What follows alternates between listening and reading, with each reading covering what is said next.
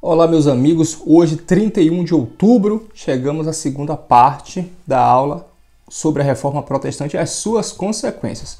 Então, na primeira aula ali vimos o que causou a reforma, a questão ali da pessoa do Lutero, as indulgências, ali a retratação que foi proposta para o mesmo e ele não aceitou. E agora chegamos aqui onde eu vou falar sobre as consequências da Reforma Protestante. Então, a Reforma Protestante iniciada por Lutero na Alemanha, na obra do Vicente Temudo Lessa, que foi a obra que eu citei na primeira aula, ele vai dizer nessa obra que a reforma na Alemanha foi mais em caráter social. Na França, ela assume um caráter mais teológico na pessoa do João Calvino. Na Inglaterra, ela tem mais um aspecto político. Por exemplo, na Inglaterra, o que acontece? O Henrique VIII, ele não tem mais interesse em permanecer casado, porque a sua esposa não lhe dá um herdeiro, e ele vai até o Papa solicitando que conceda o divórcio. O Papa nega e assim ele rompe com a Igreja de Roma e assim funda a Igreja Anglicana. Então essa igreja, a Igreja da Inglaterra, ela tem um aspecto mais político. Esta reforma tem um aspecto político. Então também neste período vai ocorrer a divisão da nobreza.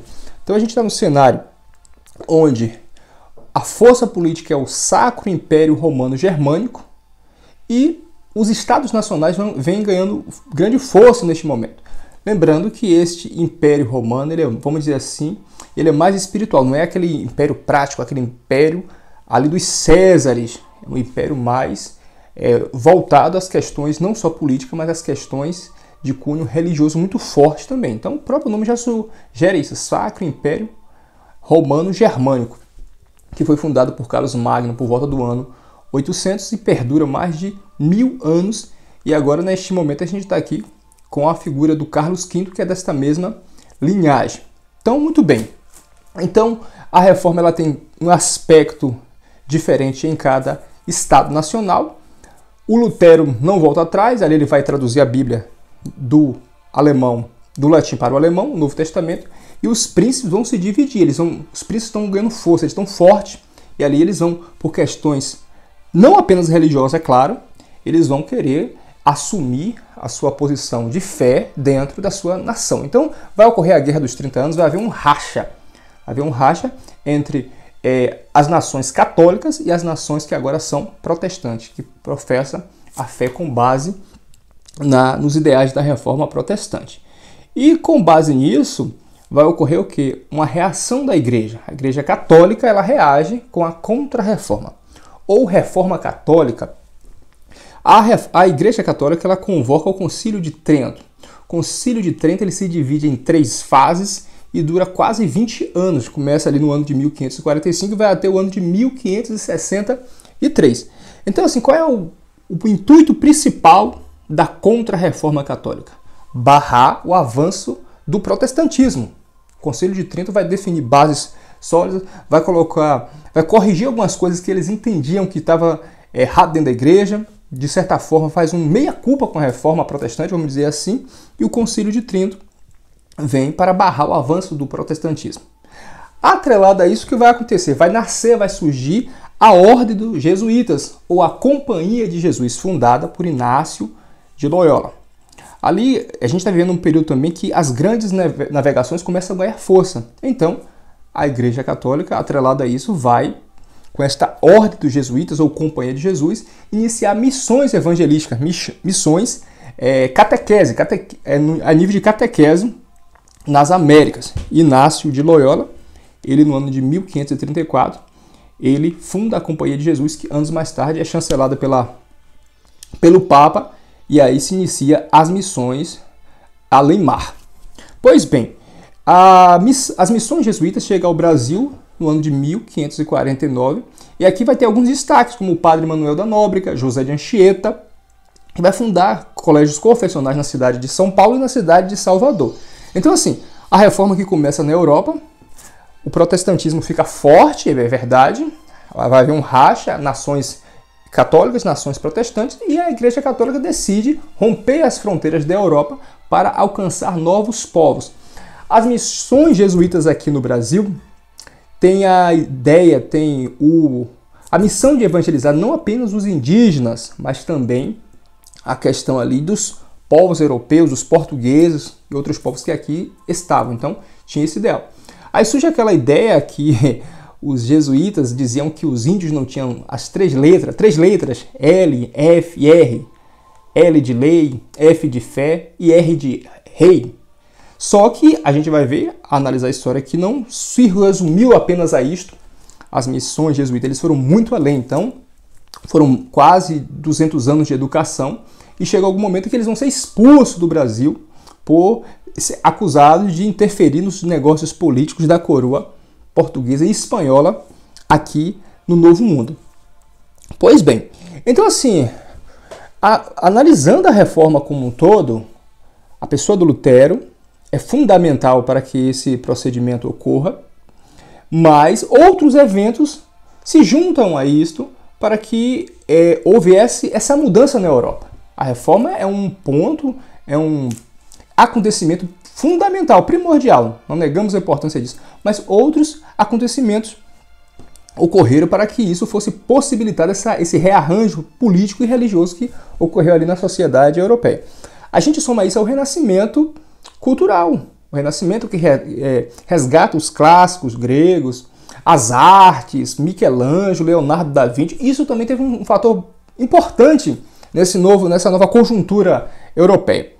Vai ter a invenção da imprensa por volta do ano de 1440. Então, assim, os escritos de Lutero e outros ganham força, ganham mais circulação. As pessoas vão ter acesso às letras, vão ter acesso aos escritos a partir da invenção da imprensa, que é nesse período que ocorre. Então, uma coisa se junta à outra. Os estados nacionais ficam fortes e a corrupção que havia dentro da igreja, os clérigos, tudo isso se junta ao fator primordial da reforma. Então a gente tem o Lutero ali na Alemanha, a gente vai ter o João Calvino na França, o Wycliffe Zwingli em Genebra, na Suíça, a figura do John Knox na Escócia também é forte, e tem a questão da reforma da Inglaterra, mas é mais em caráter político. Pois bem, aí eu destaco esses nomes, esses outros reformadores que, junto com Lutero, nas suas respectivas nações, possibilitaram que a reforma ocorresse. Claro que vai haver diversas controvérsias, como eu já falei na primeira aula, a respeito do Lutero, que teve a questão lá que ele concorda com o divórcio de um príncipe, depois ele volta atrás, quase que acaba ali não com a reforma, que o movimento já tinha ocorrido, já estava. Ele foi responsável pelos meios, mas ele não consegue controlar os fins, ele não tinha poder sobre isso. Então, tem o Lutero com essa questão, que ele se envolveu, muito polêmica, o Calvino que concordou com uma pena de morte de um homem que foi para a fogueira por questões de acusação de heresia, o Zwingli que consentiu com a morte dos anabatistas por afogamento, que era uma vertente da reforma, que os fiéis, os adeptos se rebatizavam. Enfim, uma série de falhas nesses homens. Então, assim, Lutero é infalível? De forma alguma. Lutero, Calvino, os papas, todos eles são homens falhos, que têm as suas deficiências. Mas, assim, uma coisa que eu destaco na pessoa do Lutero é a questão da sinceridade dele, da convicção dele. Veja bem, o camarada ele está lutando contra a maior força do mundo da época. Ele está lutando contra o Império Romano, que está aliado, que é o braço forte da igreja. Então, para que um homem seja imbuído de uma força para ir de encontro a este poder estabelecido, ele tem que ter uma convicção muito forte, ele tem uma sinceridade tamanha. Mas outro ponto que a gente tem que destacar é que a gente não pode ficar só preso na questão humana. A gente está falando aqui de questões históricas, mas também religiosas e, acima disso, espirituais. A pessoa de Jesus Cristo é a causadora disso tudo, é o ser, o sujeito que move tudo isso aqui. De que forma? A gente vai falar que a Bíblia fala que Jesus ele é a rocha, ele é a pedra fundamental. Não existe outro fundamento. A gente tem que tomar cuidado para não estabelecer heróis, vamos dizer assim, ídolos, construir torres, construir ideais terrenos aqui na Terra, você que se considera cristão, e depositar sua fé em Lutero, no Papa, em Calvino. Esses homens tiveram seus papéis importantes, mas eles foram personagens históricos que cometeram as suas falhas. Jesus falou que o reino dele não era deste mundo. O fundamento da igreja seja você católico, seja você protestante, é Cristo. A gente pega o Brasil é um país judaico, cristão, católico, protestante.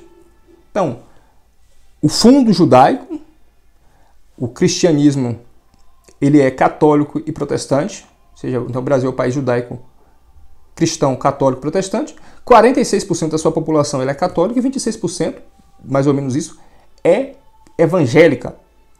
Então, assim, a gente está diante de uma questão de fé muito importante, que é a reforma protestante e os seus atores. Mas a gente tem que tomar cuidado com a questão do rótulo.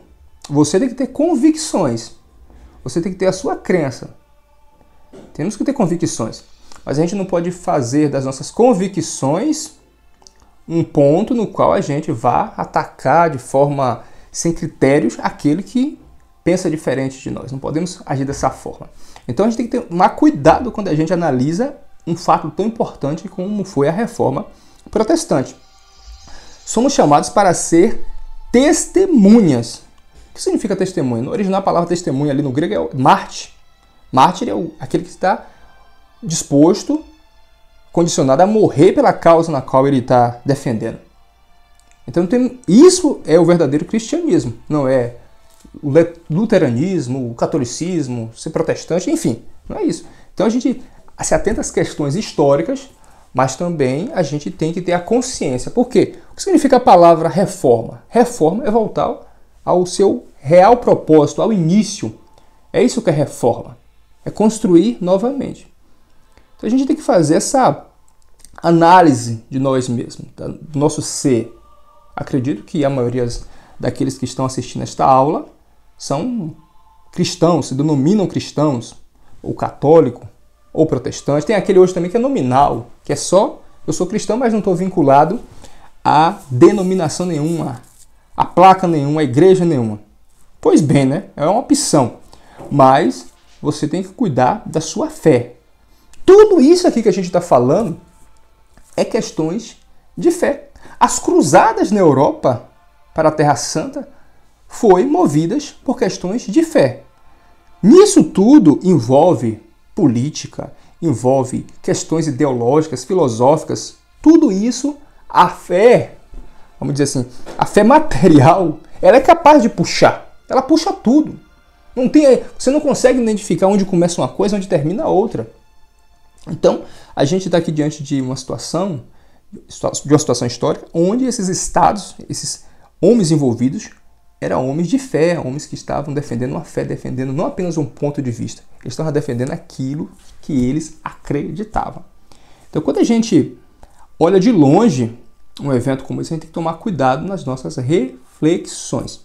Então, eu, para finalizar, recomendo muito a leitura deste livro, a obra do Vicente Temudo Lessa, de Martinho Lutero, e a obra do João Calvino. Tem outros livros também que eu poderia estar citando, mas em outras aulas que eu vou trazer aqui no canal, eu vou abordar mais obras literárias a respeito da fé cristã, de questões históricas, para você poder se aprofundar no assunto. Então, esta foi a aula de hoje, espero que você tenha gostado. Curta, compartilha e nos vemos em breve, se assim o Senhor permitir. Fica com Deus.